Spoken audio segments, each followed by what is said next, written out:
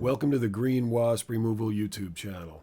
In this episode, we continue training and mentoring the Manchester University Wasp Team as we're called to assist a local tree removal service that had run into a very active Baldfaced Hornet nest while working on a tall tree they were removing for a client.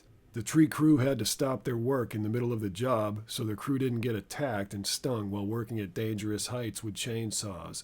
So we suited up and we borrowed their bucket truck lift, and we went up to remove the nest that hung in the tree branches around 45 feet in the air.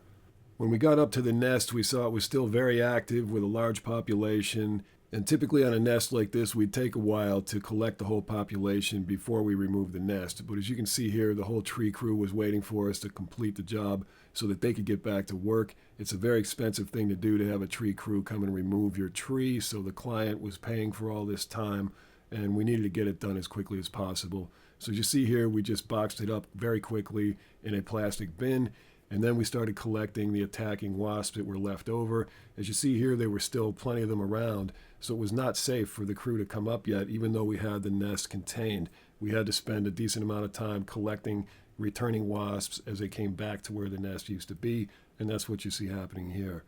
On this day, we collected as much as we could with the time that the crew had left for that day. And we brought the specimens down. As you see here, Colleen from the team is going to freeze them. And then we brought the brood comb back to the barn lab and we gassed it inside a bag. This is CO2 gas. Once the wasps inside the bag are knocked out, we can take the brood comb out, separate any wasps in there from the brood comb, and located the queen, as you see here. The large white patches on her shoulders, you see. This makes it easy to identify her as the queen. We found a few other wasps in there as well that we could freeze for venom immunotherapy. And then we took the brood comb and put it into one of our incubation habitats where they can hatch out and we can collect them later as adult wasps for venom immunotherapy. So let's take you back now to August 14th of 2025, and we'll show you about 10 minutes of footage that we shot on that day. As always, we appreciate you riding along with us. If you enjoy the content on our channel, please do remember to like, share, subscribe, and comment to let us know you're there. Enjoy the show. All right, it's August 14th, 2025. We just got called by a tree service out to a urgent job to keep their crew safe. We are trying to help them with a bald-faced hornet nest. There's a maculata. Their tree service is in the middle of a tree job up here. We're going to go up in a bucket truck that'll lift us up to height to where the nest is, and we'll cut it down for them. So we're going all the way up about 40, 50 feet. Yeah, probably 45. Okay.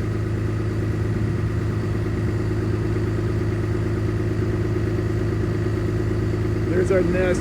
So we're going to use a bucket truck to get up to height today, and Colleen's going to work from the ground, and we're also going to hit a ground nest yellow jacket that the tree service pointed out for us.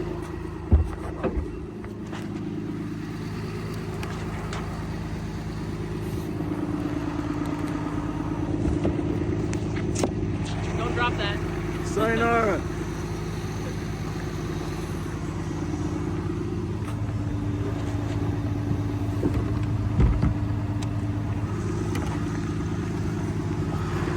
All right, I'm set.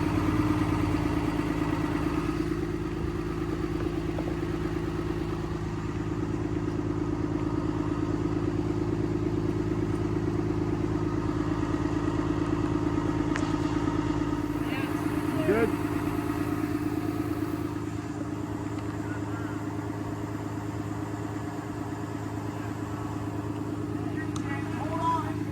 Okay, got it.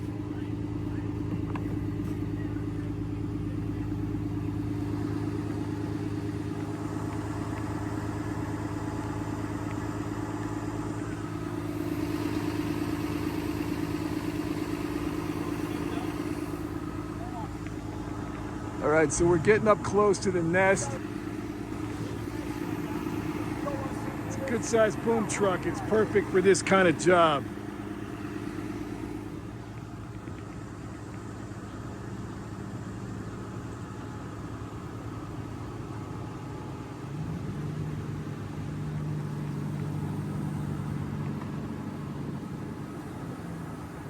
Let's go over.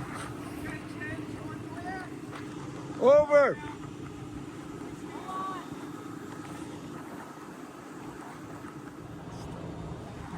All right, we got close enough to our nest. Here's where it's at. It's not terribly large, so it's able to be fit into a bin probably. So we're just gonna capture it.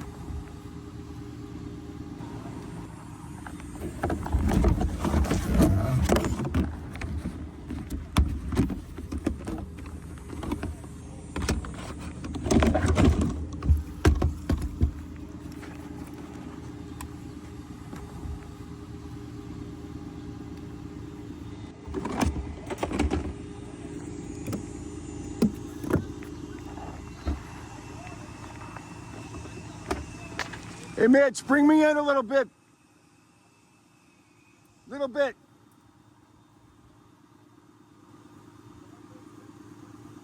Okay.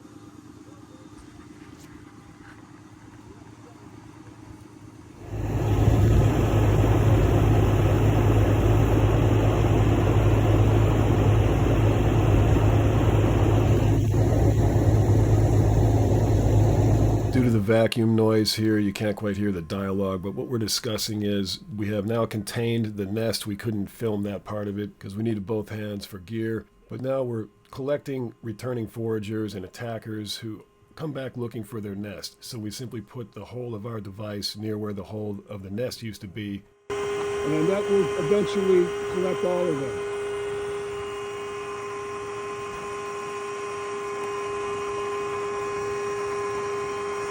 And they're not real happy with me right now, but that's okay. We just wrecked their house. You gotta understand that.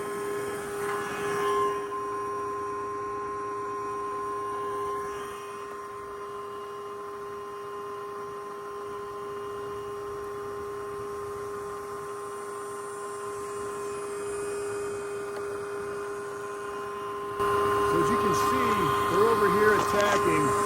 That's what we want. We want them to attack so that we can collect them.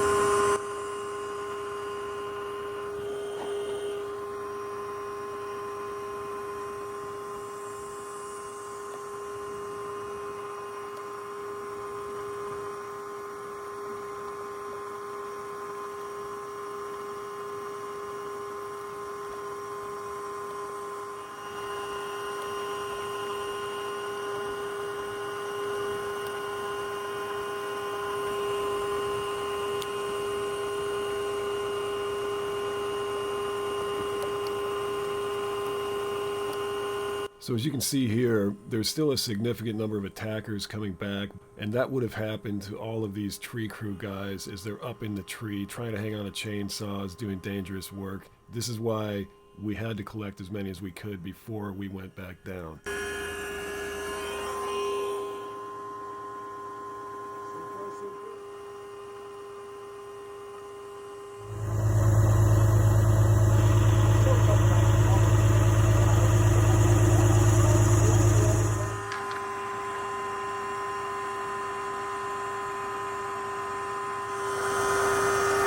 Hey, Colleen, grab me the net.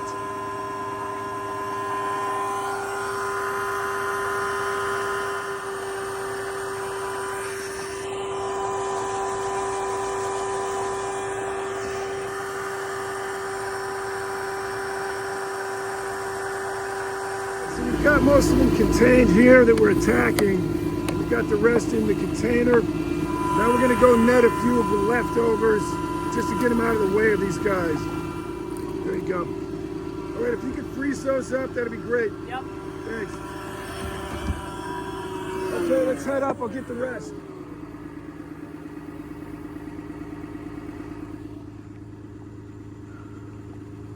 So what happens here is normally what's left out in the environment will come back and camp out on a branch nearby.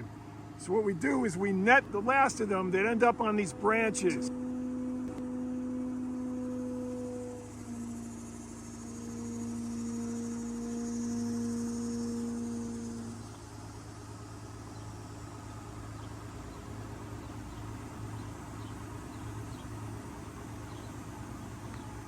Okay, now let's go in that way.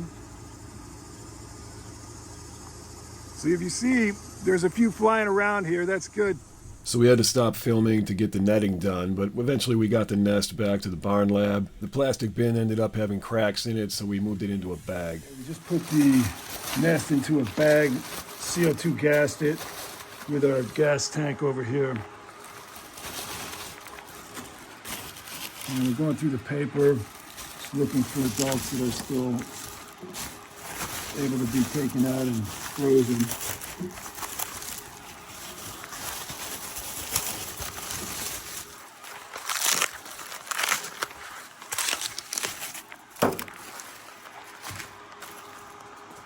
There's a couple that are still kicking, so.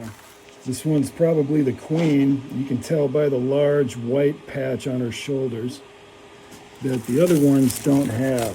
If you compare that to one of the workers here, they just don't have those large white shoulders. So we have a few stragglers in these jars that were netted or pulled out of the nest here in captivity. The comb we've now put in here with some other bald-faced comb that we have from previous nests so it can pupate out. And you can see some of the wasps are already doing that.